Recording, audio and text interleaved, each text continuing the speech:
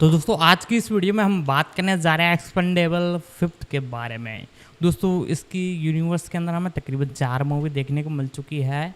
चौथी मूवी अभी हाल ही में 2023 को देखने को मिली थी, जो कि सुपर डुपर डिसास्टर रही।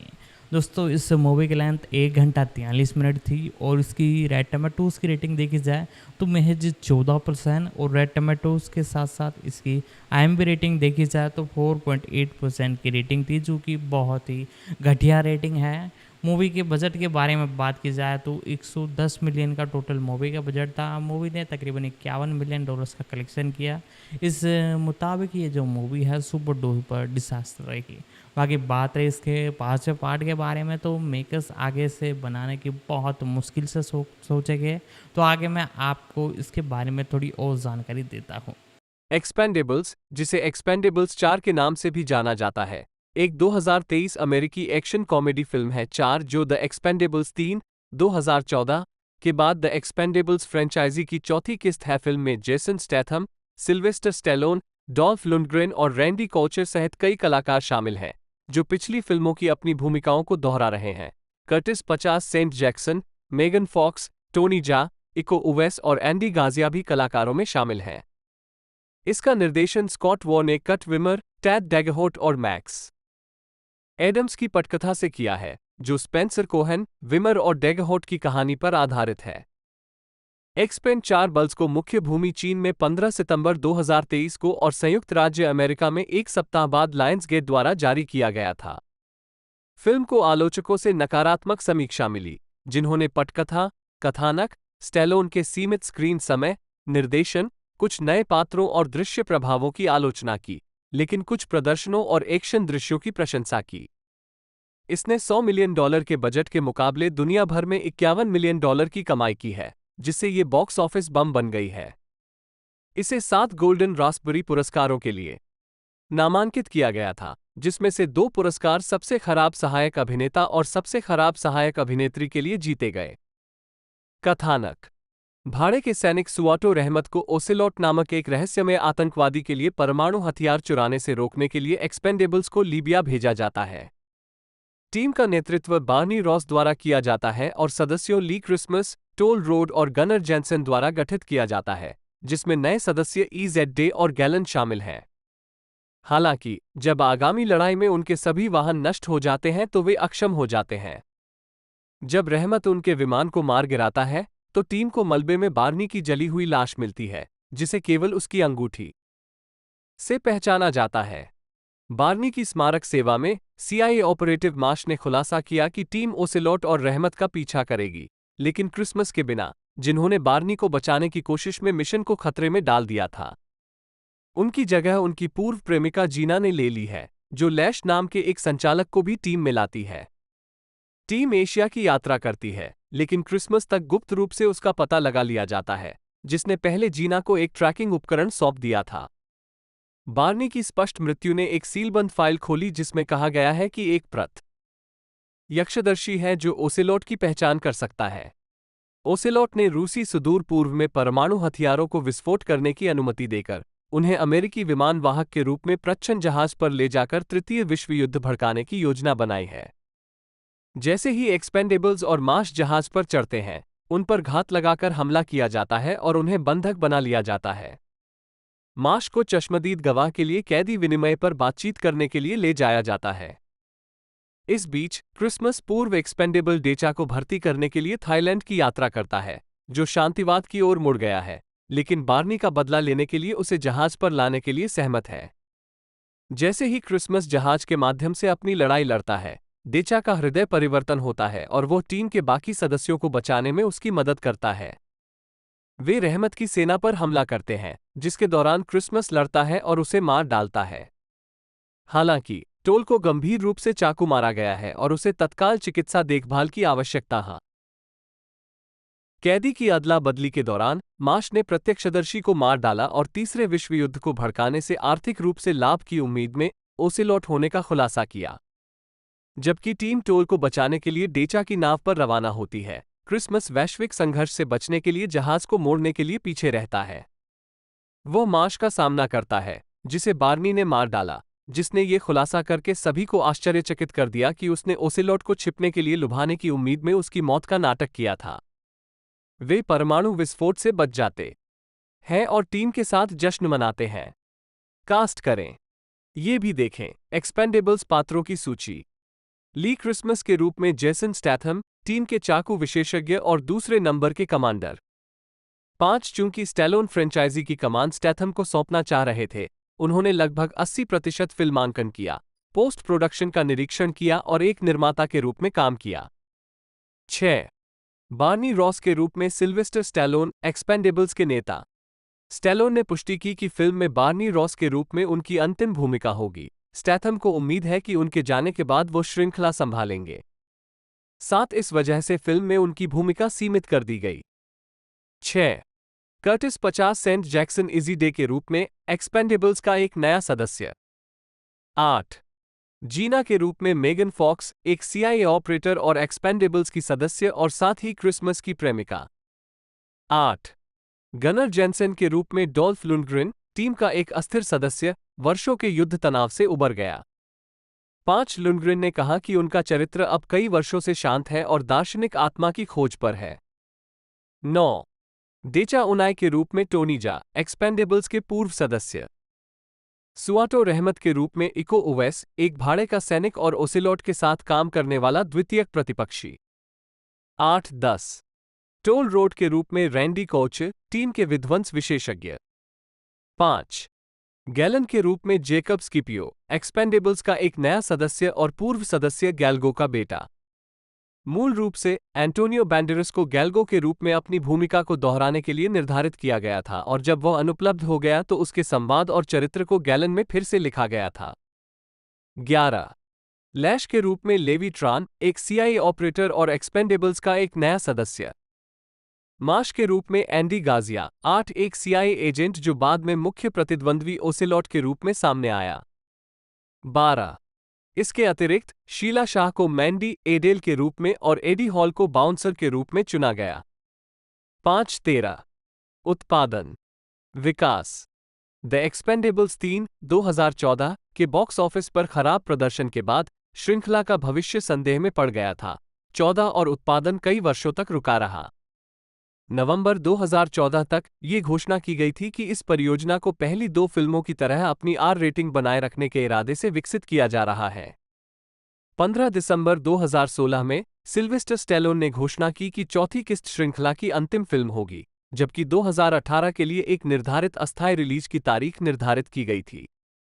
16 मार्च 2017 तक स्टैलोन ने परियोजना और फ्रैंचाइजी छोड़ दी थी, फ्रैंचाइजी को जारी रखने के लिए स्क्रिप्ट और निर्देशन पर रचनात्मक मतभेदों के कारण। 17 जनवरी 2018 में अन्य कलाकारों अर्नोल्ड श्वार्ज़नेगर सहित के मुखर समर्थन के बाद स्टैलोन ने अपने सोशल मीडिया प्लेटफॉर्म पर एक पोस्ट के साथ श्रृंखला में अपनी वापसी की घोषणा की, चौथी फिल्म पर नए विकास की पुष्टि। 18 अगस्त 2020 तक वटिस सिने ने लायंसगेट और मिलेनियम फिल्म्स के साथ फिल्म पर एक प्रोडक्शन स्टूडियो के रूप में अपनी भागीदारी की घोषणा की। उन्होंने ये भी खुलासा किया कि पैट्रिक ह्यूजिस श्रृंखला में निर्देशक के रूप में वापसी करेंगे। 19 नवंबर 2020 में मिलेनियम मीडिया के अध्यक्ष जेफरी ग्रीनस्टीन ने कहा कि स्टूडियो कोविड-19 महामारी के कारण दुनिया भर में उद्योग के भीतर विभिन्न देरी के बाद द एक्सपेंडेबल्स 4 पर काम करना जारी रख रहा है। 20 अगस्त 2021 में हॉलीवुड रिपोर्टर ने बताया कि ह्यूज की जगह कॉटवो फिल्म का निर्देशन करेंगे, साथ ही स्टैथम फिल्म के निर्माता के रूप में काम करेंगे। 5 जबकि स्टैलोन ने इस परियोजना में अपनी भागीदारी की पुष्टि की और कहा कि द एक्सपेंडेबल्स 4 द एक्सपेंडेबल्स एक क्रिसमस स्टोरी जैसा ही प्रोजेक्ट था, जिसे पहले स्पिन ऑफ के रूप में रिपोर्ट किया गया था लेकिन वास्तव में विकास के दौरान फिल्म का वर्किंग टाइटल था। स्टैलोन ने आगे कहा कि उत्पादन उसी वर्ष अक्टूबर में शुरू होने वाला था। 21-22 डॉल्फ लुंडग्रेन के अनुसार फिल्म का बजट $100 मिलियन था। 9 लेखन। जुलाई 2018 में ग्रेगरी पॉयर ने पटकथा लेखक के रूप में अपनी भूमिका की घोषणा की। 23 उत्पादन अस्थायी रूप से अप्रैल 2019 तक शुरू होने वाला था, हालांकि उस वर्ष जुलाई तक स्टैलोन ने घोषणा नहीं की थी कि वो परियोजना के लिए स्क्रिप्ट पर काम करना जारी रख रहे हैं। 24 स्क्रिप्ट उस वर्ष के अंत में पूरी हो गई, हालांकि निर्माताओं के साथ बातचीत जारी थी। 25 अगस्त 2021 में ये घोषणा की गई कि स्पेंसर कोहेन ने मैक्स एडम्स के साथ स्क्रिप्ट का सबसे हालिया मसौदा कोहेन की एक कहानी से लिखा है। 5. कास्टिंग। इन वर्षों में कई अभिनेताओं ने रुचि दिखाई या दावा किया कि उनसे चौथी किस्त में अभिनय करने के लिए संपर्क किया गया था। मार्च 2014 में पियर्स ब्रॉसनन ने कहा कि वो चौथी किस्त में अभिनय करने के लिए निर्माता एवी लनर के साथ सहमत हुए थे। 26 उसी वर्ष अप्रैल तक सिल्वेस्टर स्टेलोन ने बताया कि खलनायक के लिए उनकी पहली पसंद जैक निकोल्सन थे। साथ ही उन्होंने क्लिंट ईस्टवुड को प्रोडक्शन में शामिल होने के लिए मनाने में अपनी रुचि का उल्लेख किया। 27-28 जैकी चैन के अनुसार स्टेलोन ने उनसे फिल्म में अभिनय करने के लिए संपर्क किया था, लेकिन वह एक सामूहिक फिल्म में सीमित स्क्रीन समय के बारे में अनिश्चित थे। यही वजह है कि उन्होंने पिछली 2 प्रविष्टियों में भूमिकाएं ठुकरा दी थीं। 29 ड्वेन जॉनसन ने सार्वजनिक रूप से 2014 के प्रश्नोत्तरी के दौरान एक नई किस्त में एक खलनायक का किरदार निभाने में रुचि व्यक्त की 30 और 2022 में श्रृंखला में शामिल होने के लिए अपनी रुचि दोहराई। 31 मई 2015 में हल्क होगन ने दावा किया कि वह बातचीत कर रहे थे। स्टैलोन फिल्म के मुख्य खलनायक की भूमिका निभाएंगे। 14 जून 2020 में जीन क्लाउड वैन डेम ने फ्रेंचाइज में लौटने में रुचि व्यक्त की। सार्वजनिक रूप से द एक्सपेंडेबल्स 2 में अपने खलनायक चरित्र जीन विलेन के भाई क्लाउड विलेन की भूमिका निभाने के अपने विचार को सामने रखा। 32 द एक्सपेंडेबल्स 3 में अपने किरदार को जिस तरह से संभाला गया उससे असंतुष्ट होने के बावजूद अर्नोल्ड श्वार्ज़नेगर ने घोषणा की कि अगर उन्हें स्क्रिप्ट पसंद आती है तो वो श्रृंखला में लौटने में रुचि रखते हैं। 33 हालांकि 29 मई 2023 को श्वार्ज़नेगर ने सामान्य उदासीनता का हवाला देते हैं पुष्टि की कि वो फ्रेंचाइजी में वापस नहीं लौटेंगे। 34 जबकि उन्हें चौथी फिल्म में शामिल नहीं किया गया था, कैलन लुत्स ने एक इंस्टाग्राम पोस्ट में 5वीं किस्त में वापसी के लिए रुचि की घोषणा की। 35 दूसरी ओर टेरी क्रूज, जिन्होंने पिछली सभी फिल्मों में अभिनय किया था, ने ये दावा करने के बाद किसी भी नई प्रविष्टि में शामिल होने से इनकार कर दिया कि स्टैलोन के एजेंट एडम वेनेट ने उनका यौन उत्पीड़न किया था। उन्होंने आरोप लगाया कि निर्माता एवी लनर ने उन पर फिल्म छोड़ने का दबाव डाला था यदि वह श्रृंखला में बने रहना चाहता है। 36 हालांकि ऊपर वर्णित किसी भी अभिनेता को बाद में नहीं चुना गया और कलाकारों में वापसी करने वाले सितारे Sylvester Stallone, Jason Statham, Randy Couture और डॉल्फ लुंडग्रेन को शामिल करने की घोषणा की गई, जबकि नए कलाकारों में एडी हॉल, कर्टिस 50 सेंट शामिल थे। Jackson, Megan Fox, Tony Jaa, Andy Garcia, Sheila Shah, Jacob Scipio और लेवी ट्रान 5-13 जिसमें इको उवेस खलनायक की भूमिका निभा रहे हैं। 10 फिल्मांकन। अगस्त 2021 में ये कहा गया कि मुख्य फोटोग्राफी अक्टूबर में शुरू होगी। 5 फिल्मांकन आधिकारिक तौर पर 29 सितंबर 2021 को शुरू हुआ। 37-38 अक्टूबर 2021 में स्टैलोन ने सोशल मीडिया पर घोषणा की कि उन्होंने फिल्म के लिए अपने दृश्यों का फिल्मांकन पूरा कर लिया है। 7 फिल्म की शूटिंग लंदन और बल्गेरिया में की गई थी और जैकी चैन स्टंट टीम ने स्टंट कोरियोग्राफी का काम संभाला था। 39 नवंबर 2021 में प्रोडक्शन की शूटिंग ग्रीस में की गई, जिसमें थेसालोनिकी शहर भी शामिल था। 40 ग्रीक सशस्त्र बलों के सदस्य को अतिरिक्त के रूप में इस्तेमाल किया गया था और आरोप लगाया गया था कि ओवरटाइम काम करने के बावजूद उन्हें उनकी महीने भर की आधिकारिक तैनाती के लिए मुआवजा नहीं दिया गया था। 3 दिसंबर 2021 को टोनी जा ने पुष्टि की कि फिल्मांकन पूरा हो गया है। 42 पोस्ट प्रोडक्शन। जून 2023 तक फिल्म का शीर्षक एक्सपेंड 4 बल्स कर दिया गया था। 4-3-4-4-4-5 एक ऐसा नाम जिसका टिप्पणीकारों द्वारा व्यापक रूप से उपहास किया गया था। जब पूछा गया कि उन्होंने ये शीर्षक क्यों चुना, तो निर्माता लेस वेल्डन ने कहा कि द एक्सपेंडेबल्स की ब्रांड पहचान को बरकरार रखते हुए ये हमेशा फिल्म निर्माताओं की इच्छा रही है। 51 संगीत। 26 अप्रैल 2023 को गिलाउम रूसेल ने घोषणा की कि वह पिछली 3 किस्तों से ब्रांड टायलर की जगह लेते हुए फिल्म का स्कोर तैयार करेंगे। 52 ट्रैक सूचीकरण। नहीं। शीर्षक लंबाई 1 नया दस्ता 2-0-1 2 एक भयानक क्षति 2-27 3 ये रहा 1-50 4 देचा का परिचय 2-12 5 माश रन द शो 2-40 6 आगे परेशानी 2-14 7 बाइक विस्फोट और मौत 3-13 8. डेक पर लड़ाई 2, 12. 9. अंतिम द्वंद्व 1, 41. 10. ओसेलॉट ढूंढना 1, 12. 11. पाप मुक्ति 1, 57. 12. एक्सपेंड 4 ब्लेस मुख्य थीम 2, 43. कुल लंबाई 26, 22. 53.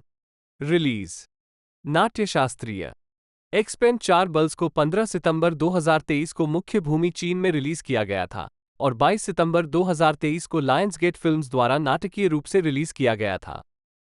54 ये फिल्म मूल रूप से 2022 में रिलीज होने वाली थी। 55.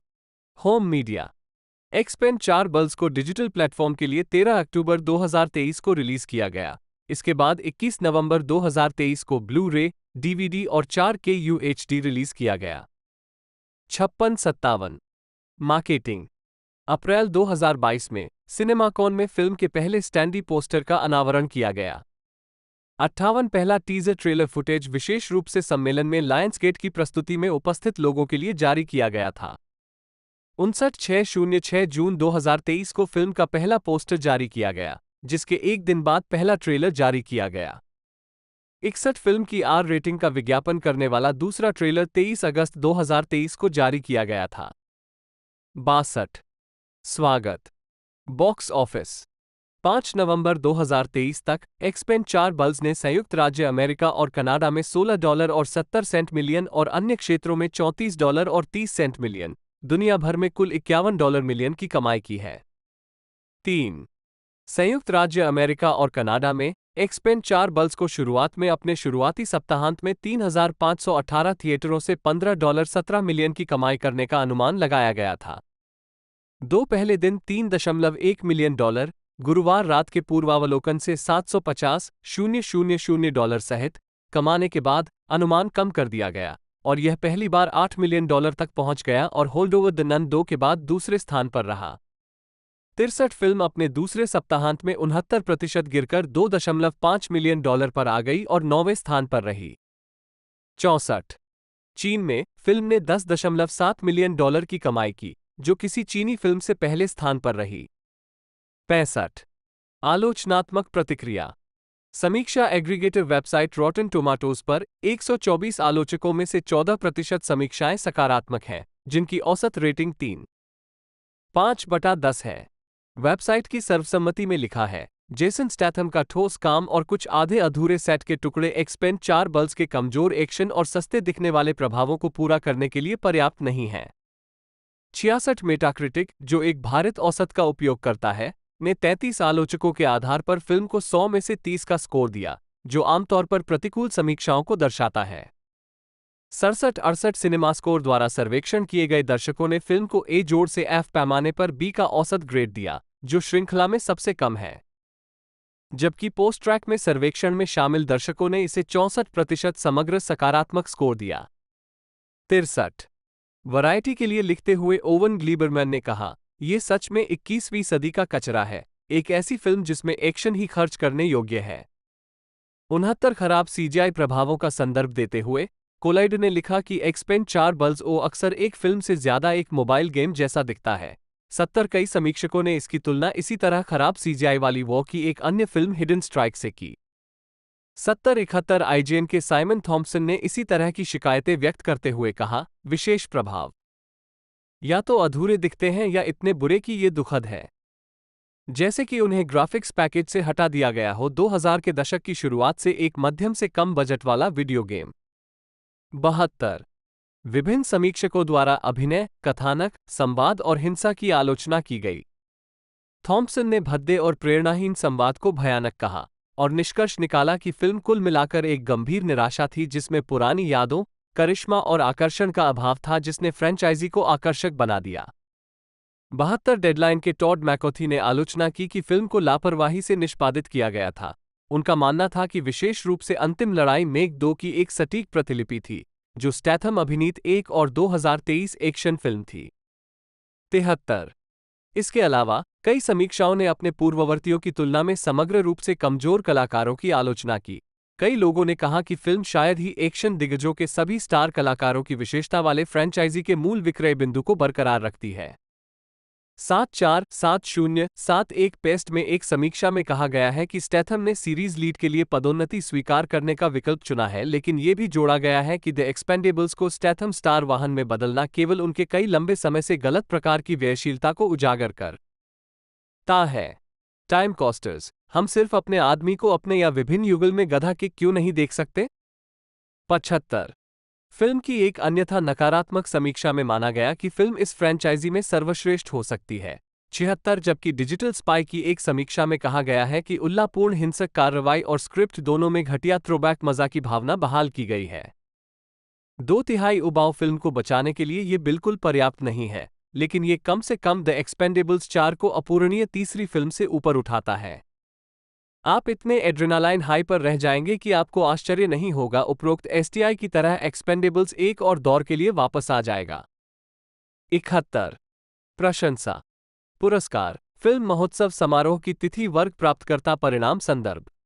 गोल्डन रास्पबेरी पुरस्कार 9 मार्च 2024। सबसे खराब तस्वीर Kevin King Templeton, Les Weldon, Yariv Lerner और जेसन स्टैथम। मनोनीत 77। एंड्रेस आर्टुरो गाजिया मेनेंडेज, जन्म 12 अप्रैल 1956, जिन्हें पेशेवर रूप से एंडी गाजिया के नाम से जाना जाता है, एक अमेरिकी अभिनेता हैं। वो पहली बार ब्रायन डी पाल्मा की द अनचेबल्स 1987 में केविन कॉस्टनर, सीन कॉनरी और रॉबर्ट डी नीरो के साथ अभिनय करके प्रमुखता से उभरे। उन्होंने स्टैंड एंड डिलीवर 1988 और इंटरनल अफेयर्स 1990 जैसी फिल्मों में अभिनय करना जारी रखा। इसके बाद उन्होंने फ्रांसिस फोर्ड कोपोला के द गॉडफादर पार्ट 3 1990 में विंसेंट मैंसिनी की भूमिका निभाई, जिसके लिए उन्हें सर्वश्रेष्ठ सहायक अभिनेता के लिए अकादमी पुरस्कार नामांकन मिला। उन्होंने Stephen Frears Hero 1992, romantic drama when a man loves a woman 1994 और एक्शन थ्रिलर डेस्परेट मीजर्स 1998 जैसी हॉलीवुड फिल्मों में अभिनय करना जारी रखा। 2000 में उन्होंने HBO television film for love और कंट्री द आर्टुरो सेंडोवल स्टोरी 2000 का निर्माण और अभिनय किया, जहां उन्हें प्राइम टाइम एमी पुरस्कार और गोल्डन ग्लोब पुरस्कार नामांकन प्राप्त हुआ। उन्होंने स्टीवन सोडरबर्ग की ओशंस 11 2001 और इसके सीक्वल ओशंस 12 2004 और ओशंस 13 2007 में भी अभिनय किया। 2005 में गाजिया ने डस्टिन हॉफमैन और बिल मरे के साथ फिल्म द लॉस्ट सिटी का निर्देशन और अभिनय किया। उन्होंने New York, I love you 2008, drama city island 2009, romantic comedy eight Middleton 2013 और crime thriller kill the messenger 2014 में भी अभिनय किया। मम्मा मिया में उनकी सहायक भूमिकाएं थीं। Here we go again, book club, the mule और HBO television film my dinner with Hervé सभी 2018 और father of the bride remake 2022 में शीर्षक भूमिका। 2005 में उन्होंने क्यूबा के संगीतकार काचाओ के रिकॉर्ड अहोरा सी के निर्माण के लिए सर्वश्रेष्ठ पारंपरिक उष्णकटिबंधीय लैटिन एल्बम के लिए लैटिन ग्रैमी जीता। 4. प्रारंभिक जीवन। गाजिया का जन्म क्यूबा के हवाना में आंद्रेस आर्टुरो गाजिया मेनेंडेज के रूप में हुआ था। उनकी मां एमिली मेनेंडेज एक अंग्रेजी शिक्षिका थीं और उनके पिता रेने गाजिया क्यूबा में एक वकील थे। 5 गाजिया के 2 बड़े भाई बहन हैं, एक बहन जिसका नाम टेसी है और एक भाई का नाम रेने है। 6 जब वो 5 साल के थे, 1961 में बे ऑफ पिग्स आक्रमण के असफल होने के बाद उनका परिवार मियामी, फ्लोरिडा चला गया। कई वर्षों की अवधि में उन्होंने $1 मिलियन की इत्र सुगंध कंपनी बनाई।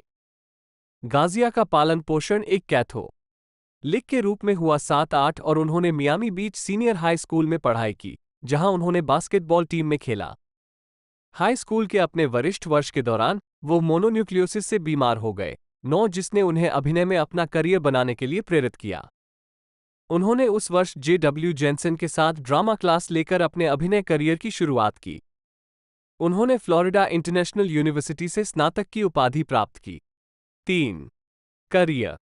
1980 का दशक। गाजिया ने फ्लोरिडा इंटरनेशनल यूनिवर्सिटी में अभिनय शुरू किया लेकिन जल्द ही हॉलीवुड चली गईं। 1984 में मर्डर, शी वॉट के पहले एपिसोड में एंजेला लैंसबरी के साथ उनकी एक छोटी भूमिका थी, जिसे फर्स्ट वाइट टफ कहा गया था। उन्होंने टीवी श्रृंखला हिल स्ट्रीट ब्लूज के पहले एपिसोड में एक गिरोह के सदस्य की भूमिका निभाई थी। वो 1985 में कट रसेल के साथ द मीन सीजन में सहायक भूमिका में दिखाई दिए। 10. 1987 में गाजिया को ब्रायन डी पाल्मा के अपराध नाटक द अनचेबल्स में अभिनय में सफलता मिली। फिल्म में Kevin Costner, Sean Connery, Charles Martin Smith, Patricia Clarkson और रॉबर्ट डी नीरो ने अभिनय किया। फिल्म एलियट नेस का अनुसरण करती है क्योंकि वो निषेध युग के दौरान अल कैपोन को न्याय दिलाने के लिए अछूत कानून प्रवर्तन टीम का गठन करता है। इसे व्यापक आलोचनात्मक प्रशंसा मिली और यह वित्तीय रूप से सफल रही। 11. 1988 में गाजिया ने ब्रिटिश बॉयबैंड ब्रीथ के संगीत वीडियो क्लिप में मुख्य भूमिका निभाई। गाने का नाम है हाउ कैन आई फॉल और यह 1988 में बिलबोर्ड हॉट 100 में #3 पर पहुंच गया। 1989 में गाजिया ने Ridley Scott action thriller Black Rain में माइकल डगलस के साथ जासूस चार्ली विंसेंट के रूप में अभिनय किया। फिल्म को समीक्षकों से मिश्रित समीक्षाएं मिली, लेकिन $134 मिलियन की कमाई के साथ यह वित्तीय रूप से सफल रही। 12. 1990 का दशक। 1989 में फ्रांसिस फोर्ड कोपोला ने गाजिया को द गॉडफादर पार्ट 3, 1990 में सन्नी कोरलियोन के नाजायज बेटे विंसेंट मैंसिनी के रूप में कास्ट किया। 13 फिल्म में अल पचिनो, डायने कीटन और एली वलाच ने अभिनय किया है। फिल्म कोरलियोन परिवार के मुखिया माइकल कोरलियोन की कहानी का अंत करती है, जो अपने आपराधिक साम्राज्य को वैध बनाने का प्रयास करता है। अपने प्रदर्शन के लिए गाजिया ने सर्वश्रेष्ठ सहायक अभिनेता के लिए अकादमी पुरस्कार नामांकन, साथ ही गोल्डन ग्लोब पुरस्कार नामांकन भी अर्जित किया। 14. 1990 के दशक में गाजिया माइक फिगिस फिल्म इंटरनल अफेयर्स में दिखाई दिए, जिसमें वो रिचर्ड गैरे द्वारा अभिनीत एक भ्रष्ट साथी पुलिस अधिकारी के साथ बुद्धि की लड़ाई में संलग्न है। 1992 में उन्होंने स्टीफन फ्रीयर्स के हीरो में डस्टिन हॉफमैन, गीना डेविस और जॉन क्यूसैक अभिनीत एक संकी हर आदमी की भूमिका निभाई।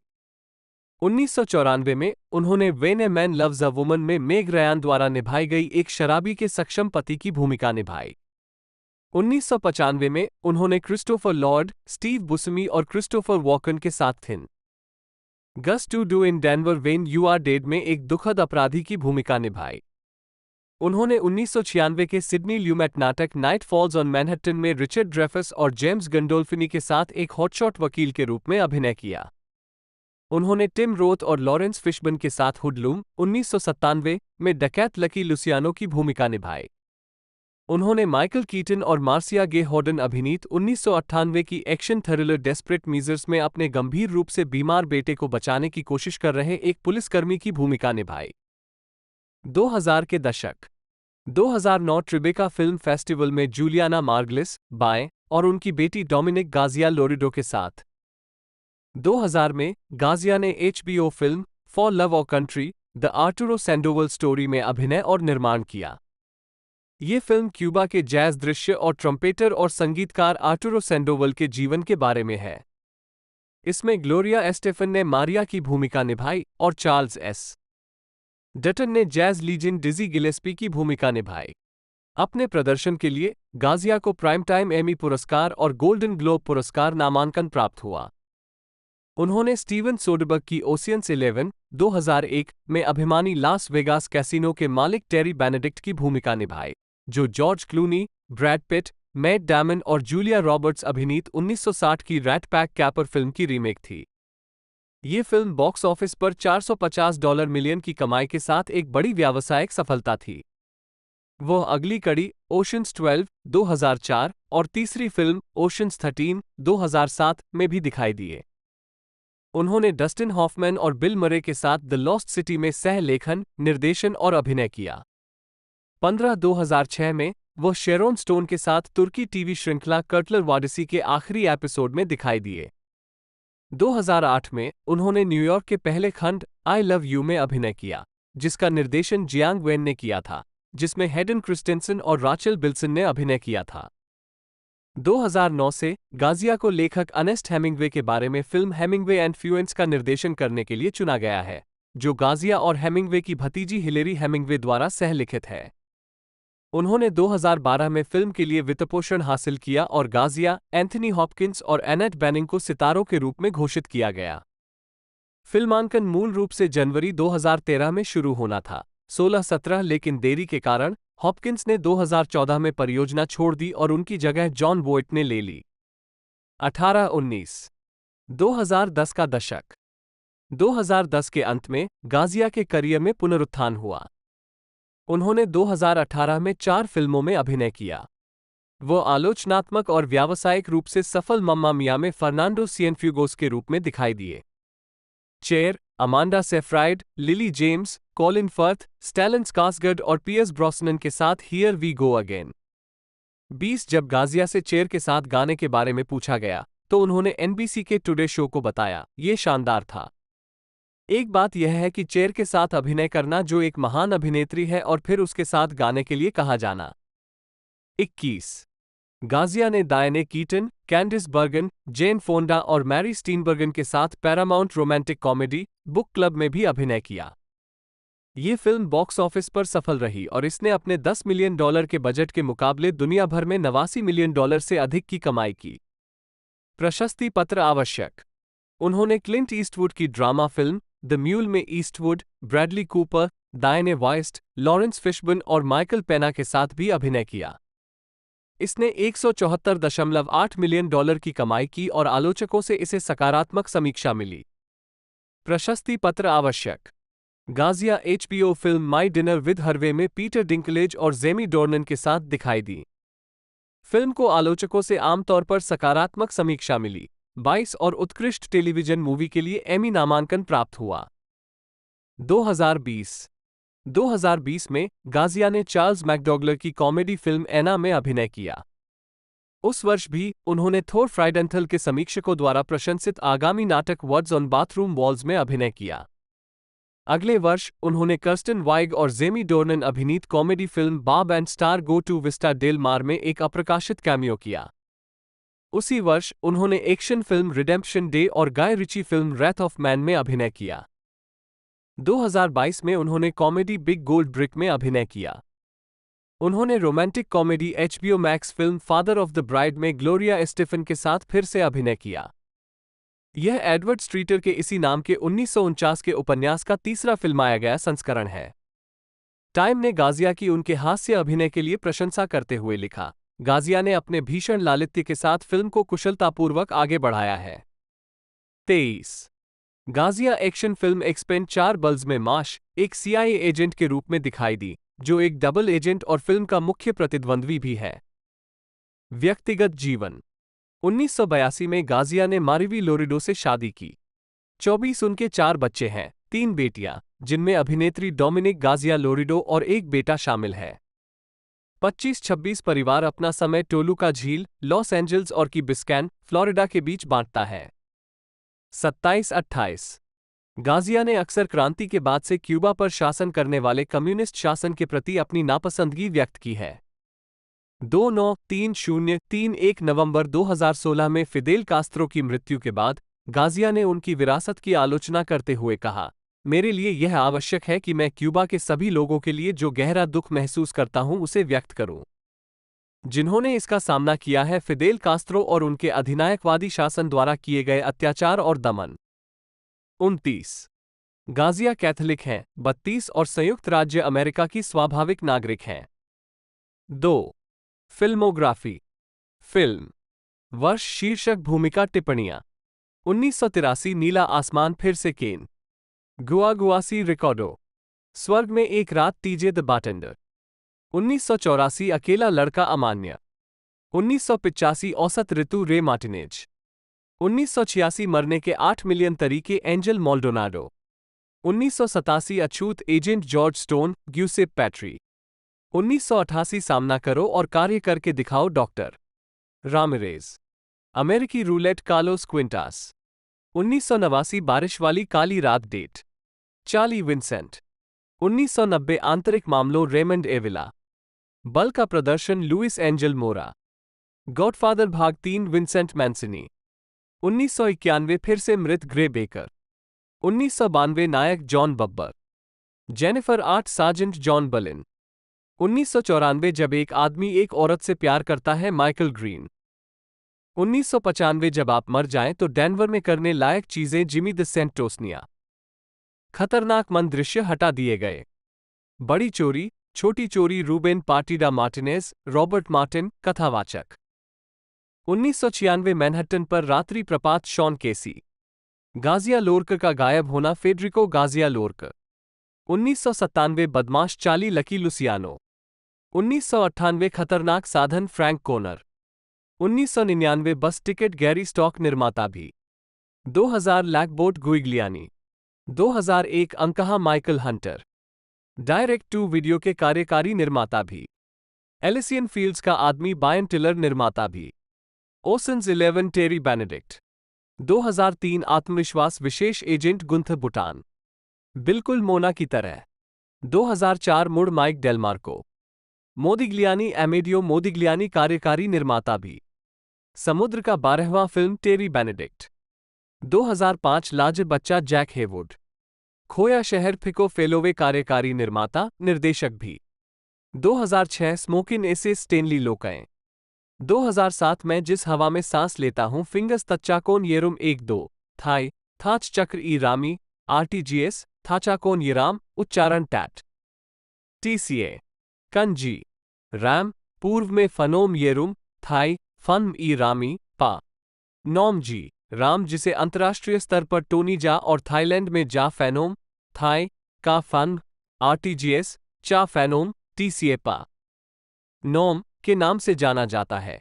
एक थाई मार्शल आर्टिस्ट, अभिनेता, एक्शन कोरियोग्राफर, स्टंटमैन, निर्देशक हैं और ट्रेसर। एक प्रमुख अभिनेता बनने से पहले जा ने 14 वर्षों तक मय थाई स्टंट के लिए एक स्टंटमैन के रूप में काम किया और अपने गुरु पन्ना ऋतिक राय की कई फिल्मों में काम किया।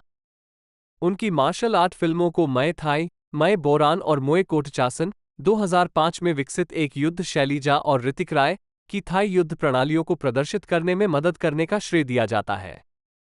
3-4 उनकी थाई फिल्मों में ओंग बक, मय थाई वॉरियर 2003, जो उनकी सफल भूमिका थी, Tom Yum Goong 2005, Ong Bak 2, the beginning 2008, Ong Bak 3, 2010 और टॉम यम गूंग 2, 2013।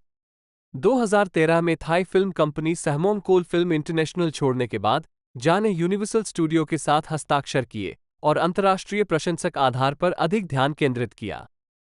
5 तब से जा furious 7, 2015, SPL 2, A time for consequences 2015, master Z, IP man legacy 2018 और एक्सपेन 4 बल्स 2023 जैसी फिल्मों में दिखाई दी हैं। प्रारंभिक जीवन। टोनी जा का जन्म और पालन पोषण सुरिन प्रांत के एक ग्रामीण इलाके में रिन सैपेच और थोंगडी यरम के घर हुआ। 6 वह कू वंश का है, जो एक मोन खमेर जातीय समूह है जो थाईलैंड, कंबोडिया और लाओस में रहता है। कू हाथियों के कुशल प्रशिक्षक होने के लिए जाने जाते हैं। 7 टोनी जाकू, थाई और उत्तरी खमेर बोलते हैं। 8 अपनी युवावस्था में जा ने मंदिर के मेलों में ब्रूस ली और जैकी चैन की फिल्में देखीं, जिससे उन्हें मार्शल आर्ट सीखने की प्रेरणा मिली। उन्होंने अपने पिता के धान के खेत में इस तकनीक का अभ्यास किया। उद्धरण वांछित उन्होंने ली और चैन जो किया वो इतना सुंदर, इतना वीरतापूर्ण था कि मैं भी इसे करना चाहता था, जा ने 2004 के एक साक्षात्कार में टाइम को बताया। मैंने तब तक अभ्यास किया जब तक कि मैं उस चाल को बिल्कुल वैसा नहीं कर सका जैसा मैंने उस्तादों को करते देखा था। 9-10 जा जेटली से भी प्रेरित थी। 11 जा ने 10 साल की उम्र में अपने स्थानीय मंदिर में मय थाई का प्रशिक्षण शुरू किया। 15 साल की उम्र तक वह स्टंटमैन और एक्शन फिल्म निर्देशक पन्ना ऋतिक राय के शिष्य बन गए थे। 2 पन्ना ने जा को महासरखम प्रांत में महासरखम कॉलेज ऑफ फिजिकल एजुकेशन में दाखिला लेने का निर्देश दिया था, जहां से उन्होंने स्नातक की डिग्री हासिल की। 1-2, 1-3, 1-4 उनके प्रारंभिक मार्शल आर्ट अनुभव में जिम्नास्टिक और कलाबाजी पर जोर देने के साथ ताइक्वांडो, मय थाई, मय बोरान और क्राबी क्राबोंग शामिल थे। 15-16 उनकी फिल्मों में कुंग फू, सिलाट और जियू जित्सु जैसी कई अन्य मार्शल आर्ट शैलियों का प्रदर्शन किया गया है। 17 करियर। स्टंट कार्य। जा ने शुरुआत में 14 साल तक मय थाई स्टंट के लिए एक स्टंटमैन के रूप में काम किया और ऋतिक राय की कई फिल्मों में काम किया। उन्होंने सैम्मो हंग की तुलना दोगुनी कर दी जब मार्शल आर्ट फिल्म अभिनेता ने एक एनर्जी ड्रिंक का विज्ञापन किया, जिसमें उन्हें एक हाथी के दांतों को पकड़ना था और हाथी की पीठ पर कलाबाजी दिखानी थी। 18 वो थाई टेलीविजन श्रृंखला इंसी डैंग रेड ईगल में स्टंट डबल भी थे।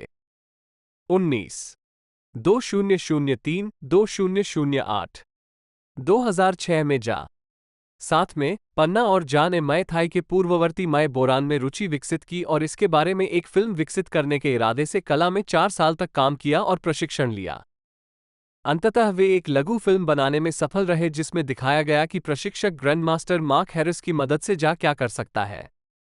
जिन लोगों को उन्होंने इसे दिखाया उनमें से एक निर्माता निर्देशक प्राच्य पिंकाओ थे। प्रशस्ति पत्र आवश्यक।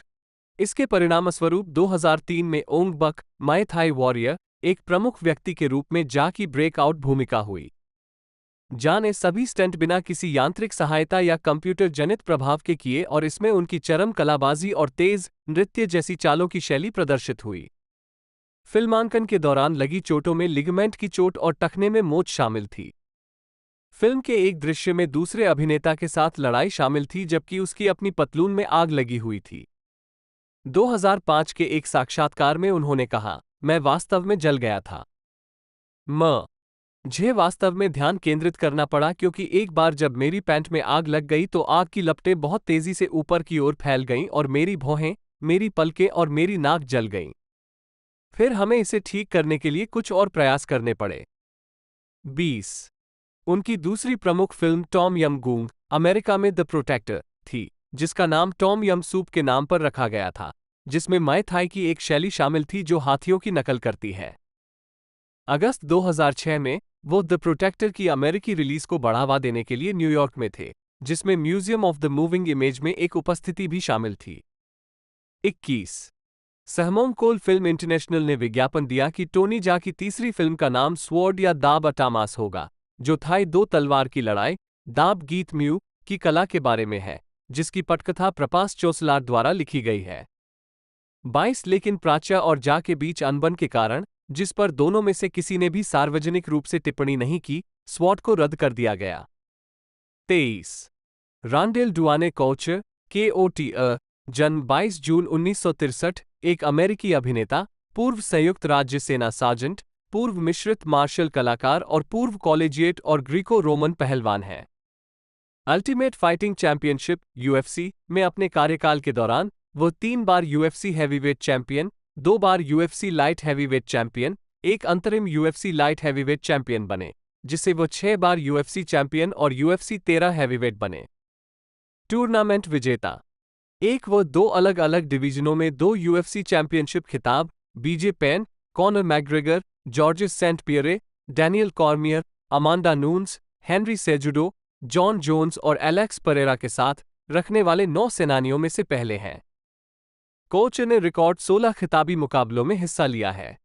वो पूर्व UFC heavyweight champions type music के साथ UFC हैवीवेट चैंपियनशिप मुकाबलों 6 में सर्वाधिक जीत के रिकॉर्ड के बराबर हैं। उनके पास UFC में सबसे अधिक 6 खिताब थे। ल्योटो माचिडा के साथ उनकी आखिरी लड़ाई UFC में उनकी 24वीं लड़ाई थी। वो UFC हॉल ऑफ फेम के चौथे सदस्य हैं। वो 40 वर्ष से अधिक उम्र के केवल 2 लोगों में से एक हैं जिन्होंने UFC चैंपियनशिप फाइट जीती है। ऐसा उन्होंने 4 बार किया है। वह अपने खोए हुए खिताब को दोबारा हासिल करने वाले कुछ MMA चैंपियनों में से एक हैं और ऐसा 3 बार, 2 बार हैवीवेट में, 1 बार लाइट हैवीवेट में करने वाले एकमात्र चैंपियन हैं। कोचर एक ओलंपिक कुश्ती विकल्प था और अपने करियर के दौरान कॉवलिस, ओरेगॉन में रहा, जहां उन्होंने सहायक कुश्ती कोच और ओरेगन स्टेट यूनिवर्सिटी के लिए ताकत और कंडीशनिंग कोच के रूप में काम किया। उन्होंने मैट लिंडलैंड और डैन हेंडरसन के साथ टीम क्वेस्ट की स्थापना की, जो ग्रेशम, ओरेगॉन में स्थित सेनानियों के लिए एक प्रशिक्षण शिविर था, और इसका नेतृत्व कोच रॉबर्ट फोलिस ने किया था।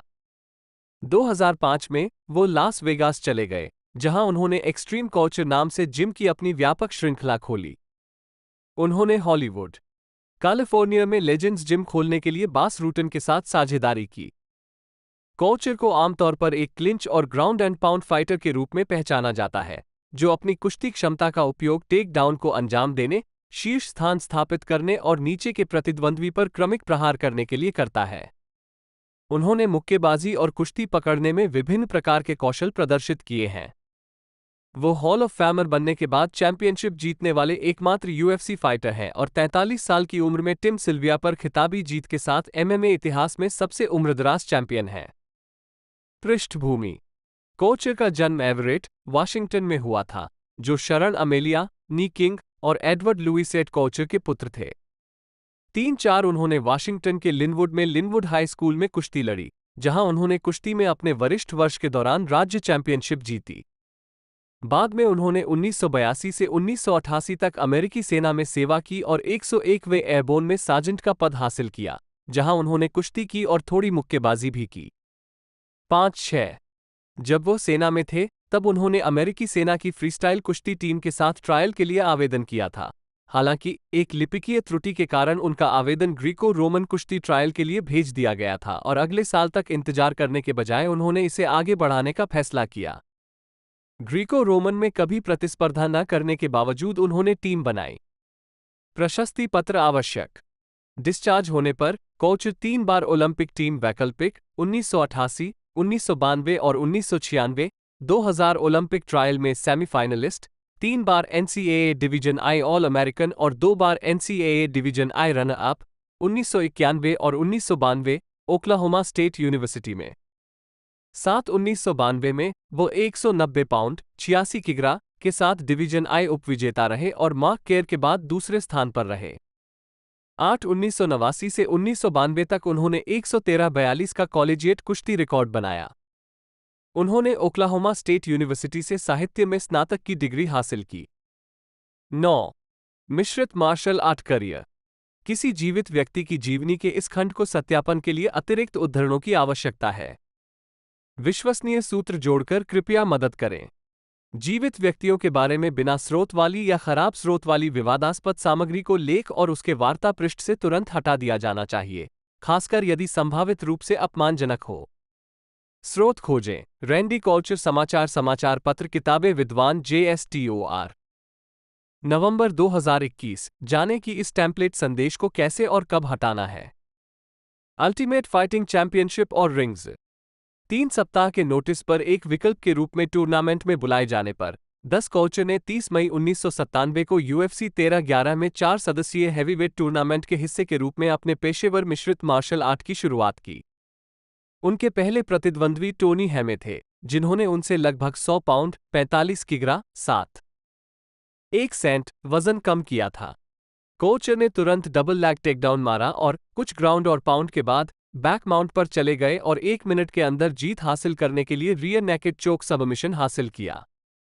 टूर्नामेंट के फाइनल में उन्होंने पहले दौर में 3-13 पर TKO द्वारा एक और बड़े प्रतिद्वंद्वी 290 पाउंड स्टीवन ग्राहम को हराया। 17 अक्टूबर 1997 को UFC 15 में कचुअर ने UFC हैवीवेट चैंपियनशिप के लिए नंबर 1 दावेदार का निर्धारण करने के लिए विटोर बेलफोर्ट से लड़ाई की।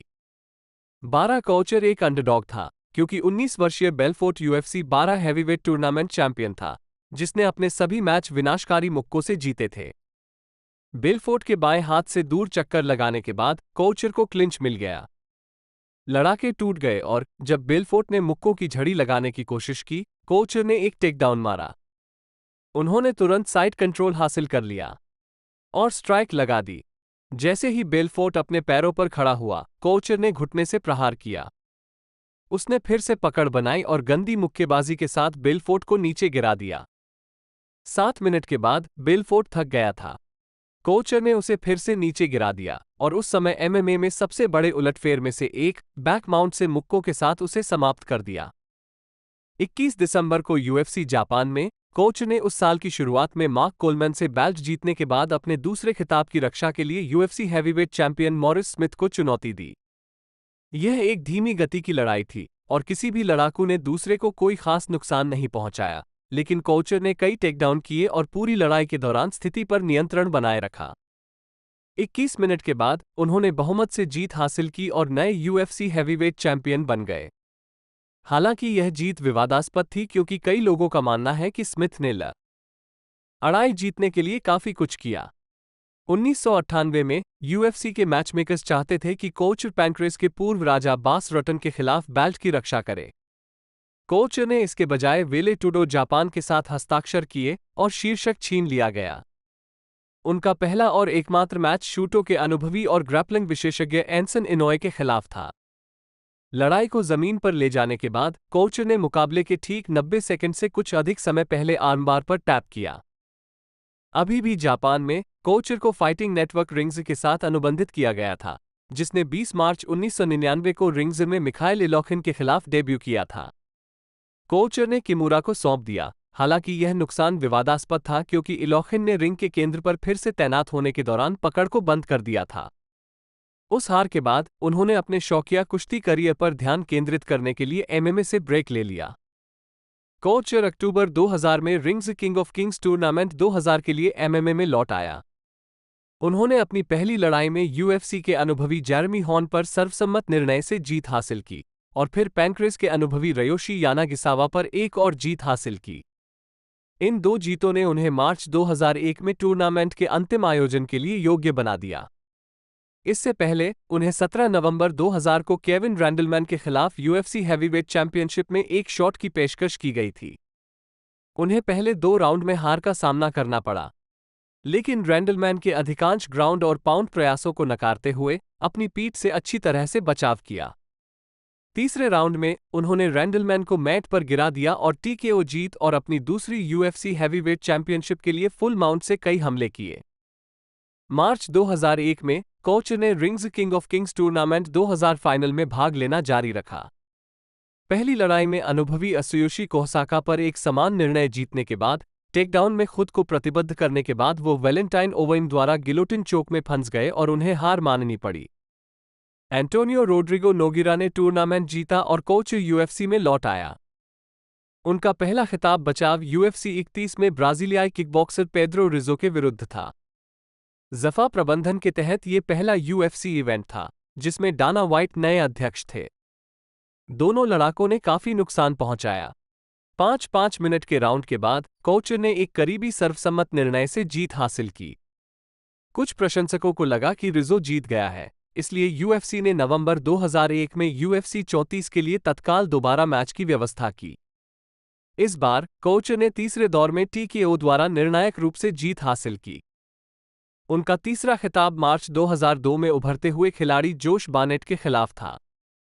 दूसरे दौर में बार्नेट ने कोचर पर चढ़ाई की और टीकेओ द्वारा खिताब जीतने के लिए कई हमले किए।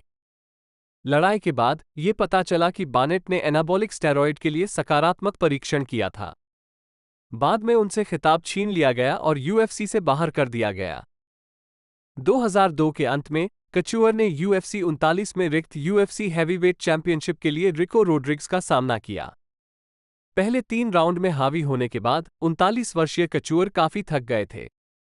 5वें राउंड में रोड्रिग्स ने उसे नीचे गिरा दिया और उसकी कक्षीय हड्डी पर कोहनी से प्रहार किया, जिससे वो टूट गई और उसे समर्पण करने पर मजबूर होना पड़ा।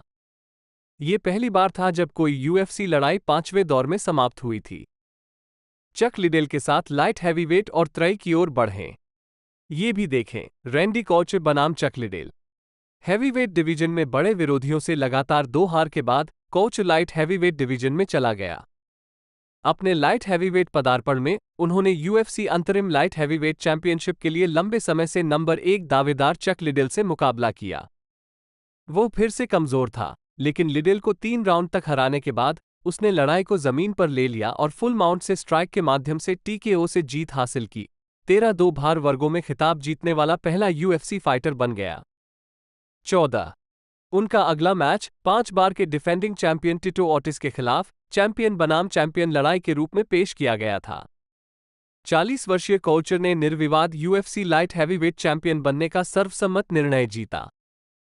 कोचर का पहला खिताब बचाव विटोर बेल्फोर्ट के खिलाफ था, जिसे उन्होंने पहले 1997 में यूएफसी 15 में हराया था। पहले राउंड में जैसे ही कोचर ने क्लिंच का प्रयास करने के लिए दूरी कम की, बेल्फोर्ट ने बाएं हुक से उसकी दाहिनी आंख को घायल कर दिया। उनके दस्ताने में एक कट लग गया और जब केजिसाइड डॉक्टर ने लड़ाई रोकने की सलाह दी तो बेल्फोर्ट को विजेता घोषित किया गया। उस वर्ष के अंत में एक रबर मैच हुआ। कट के कारण डॉक्टर के रोके जाने से जीतने से पहले कोचर ने तीनों राउंड में अपना दबदबा बनाया और 2 बार के यूएफसी लाइट हैवीवेट चैंपियन बने।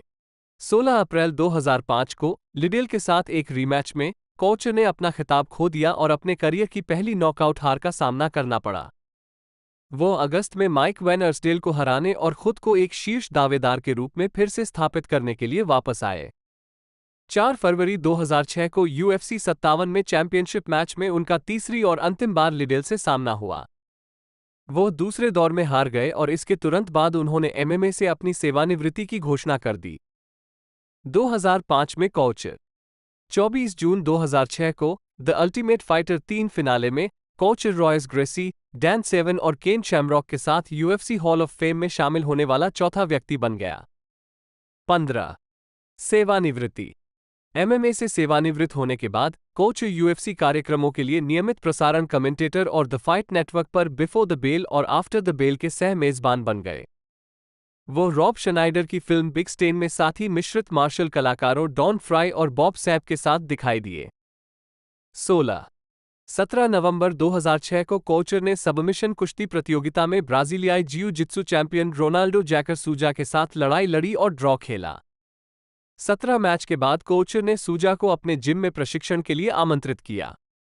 सूजा ने स्वीकार कर लिया और लास वेगास में एक्सट्रीम कोचर में प्रशिक्षण शुरू कर दिया। 18. कोचर को स्पाइक टीवी शो प्रोस बनाम जोस के सीजन 2 प्रीमियर एपिसोड में दिखाया गया था, जो 25 जनवरी 2007 को प्रसारित हुआ था। एपिसोड में उनके टीम के साथी माइकल इरविन, केविन विलिस और जोस कैंसिको थे। वो फाइनल के लिए लौटे, जहां उन्होंने फुटबॉल आधारित राउंड में हिस्सा लिया। उनके टीम के साथी Willis, Randall Cunningham, Bruce Smith, Roy Jones Junior और टिम हॉडवे थे। हैवीवेट चैंपियनशिप पुनः प्राप्त करना। कचुअर अब अपने स्वयं के जिम एक्सट्रीम कचुअर में प्रशिक्षण लेता है। 11 जनवरी 2007 को कोच ने स्पाइक टीवी पत्रिका शो इनसाइड द यूएफसी पर एक साक्षात्कार में सेवानिवृत्ति से अपनी वापसी की घोषणा की। 19 जो रोगन के साथ बातचीत में उन्होंने पुष्टि की कि वो 3 मार्च 2007 को यूएफसी 68 में यूएफसी हैवीवेट चैंपियनशिप के लिए टिम सिल्विया का सामना करेंगे। उन्होंने ये भी घोषणा की कि उन्होंने यूएफसी के साथ 4 फाइट 2 साल का करार किया है। 43 साल की उम्र में कोच ने सिल्विया को सर्वसम्मत निर्णय से हराकर तीसरी बार यूएफसी हैवीवेट चैंपियन, एक यूएफसी रिकॉर्ड बनाया। 20 कोच के पहले मौके ने लड़ाई के 8 सेकंड बाद 6 फीट 8 इंच 2.03 मीटर सिल्विया को मैट पर गिरा दिया। 21 उन्होंने 5 राउंड तक लड़ाई की गति को नियंत्रित किया, सिल्विया को हमलों और कई टेकडाउन से दबा दिया। कोचर के लिए तीनों जजों ने मुकाबले में 50-45 का स्कोर किया। 25 अगस्त 2007 को यूएफसी 74 में कोच ने ब्राजीलियाई गैब्रियल गोंजागा के खिलाफ खिताब का सफलतापूर्वक बचाव किया। 23 उसे स्ट्राइक द्वारा टीकेओ के माध्यम से हराया। गोंजागा की एक किक को रोकने पर कोचर का बायां हाथ टूट गया। 24 लात से उसकी उल्ना साफ साफ कट गई, जिसके कारण उसे 6 सप्ताह के लिए स्प्लिंट पहनना पड़ा। यूएफसी के साथ इस्तीफा और विवाद। 11 अक्टूबर 2007 को कोच ने घोषणा की कि वह यूएफसी के साथ सभी संबंध तोड़ रहा है। 2 अनुबंधित झगड़े, ऑन एयर विश्लेषक के रूप में एक पद और यूएफसी हैवीवेट चैंपियनशिप को पीछे छोड़ रहा है। टिम सिल्विया के साथ वापसी की लड़ाई के लिए उन्हें $2,50,000 प्लस $9,36,000 पीपीवी राजस्व प्राप्त हुए। गैब्रियल गोंजागा को हराने के लिए उन्हें $2,50,000 का पस मिला, साथ ही $35,000 का fight of the night bonus और पीपीवी राजस्व में $7,87,000। 25 उन्होंने शिकायत की कि पिछली 2 फाइट हारने के बावजूद चक लिडेल को कथित तौर पर उनसे अधिक भुगतान किया गया था। 26 कोचर ने अपने फैसले के लिए यूएफसी द्वारा #1 रैंक वाले हैवीवेट फाइटर फेडर एमिलियानेको को साइन करने में विफलता के साथ साथ यूएफसी प्रबंधन के साथ विवादों का हवाला दिया। 27-28 फाइटर से कोच में परिवर्तन। कोचर ने इंटरकॉलेजिएट फाइट लीग के लिए ओरेगोन फाइटर मुसियो चावेज को प्रशिक्षित किया। 18 अक्टूबर 2007 को यूएफसी अध्यक्ष डाना वाइट ने कहा कि कोचर अपने पद छोड़ने की योजना के बावजूद यूएफसी हैवीवेट चैंपियन बना हुआ है और दोहराया कि वो कोचर को अपने अनुबंध पर अंतिम 2 मुकाबलों से मुक्त नहीं करेगा। 29 कोचर ने 25 अक्टूबर 2007 को एक प्रेस कॉन्फ्रेंस आयोजित की, जहां उन्होंने यूएफसी से अपना प्रस्थान एक सेवानिवृत्ति होने से इनकार किया, अपने वेतन के बारे में अपनी शिकायतें सामने रखीं और अपना विश्वास दोहराया कि वो किसी भी संविदात्मक दायित्व से मुक्त होंगे। 9 महीने बाद यूएफसी 30 अक्टूबर 2007 को व्हाइट और जफा के सीईओ लोरेंजो फर्टिटा ने एक और प्रेस कॉन्फ्रेंस आयोजित की, जहां व्हाइट ने 12 दिन पहले की यूएफसी की स्थिति को दोहराया, 31 और उन्हें प्राप्त वेतन के बारे में कोच के दावों का खंडन करने वाले दस्तावेज जारी किए।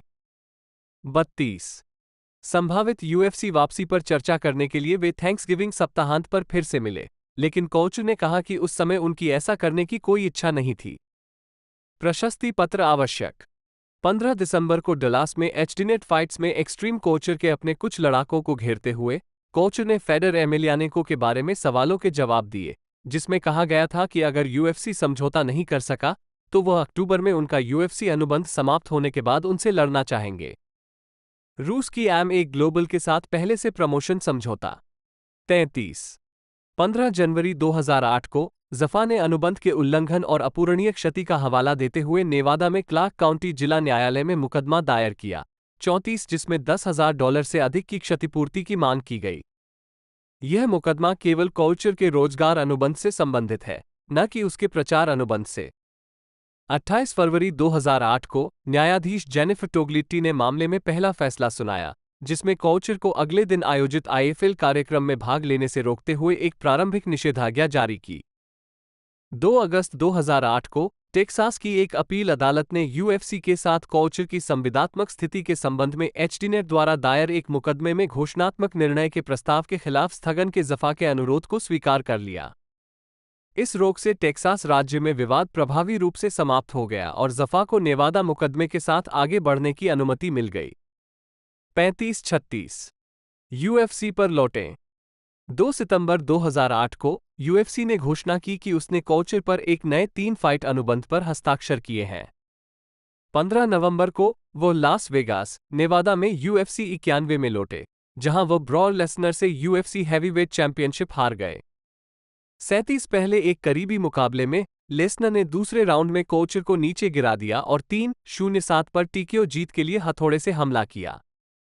38 जो रोगन के साथ लड़ाई के बाद एक साक्षात्कार में कोचर ने लड़ते रहने की अपनी इच्छा व्यक्त की और कहा कि उन्हें लगता है कि वह अभी भी एक बेहतर लड़ाकू बन रहे हैं। उन्होंने हार के लिए अपनी उम्र नहीं बल्कि अपने प्रदर्शन को जिम्मेदार ठहराया। 29 अगस्त 2009 को कोचर ने पोर्टलैंड, ओरेगॉन में यूएफसी 102 में पूर्व यूएफसी अंतरिम हैवीवेट चैंपियन और पूर्व Pride heavyweight champion Antonio Rodrigo Nogueira का सामना किया। 39 और सर्वसम्मत निर्णय 30-27, 30-27 और 29-28 से हार गए। मुकाबले के बाद कोच ने कहा कि उन्हें लगता है कि वह अपने जीवन की सबसे अच्छी स्थिति में है और इंतजार करेंगे और देखेंगे कि यूएफसी ने उनके लिए क्या रखा है। इस लड़ाई को फाइट ऑफ द नाइट पुरस्कार मिला।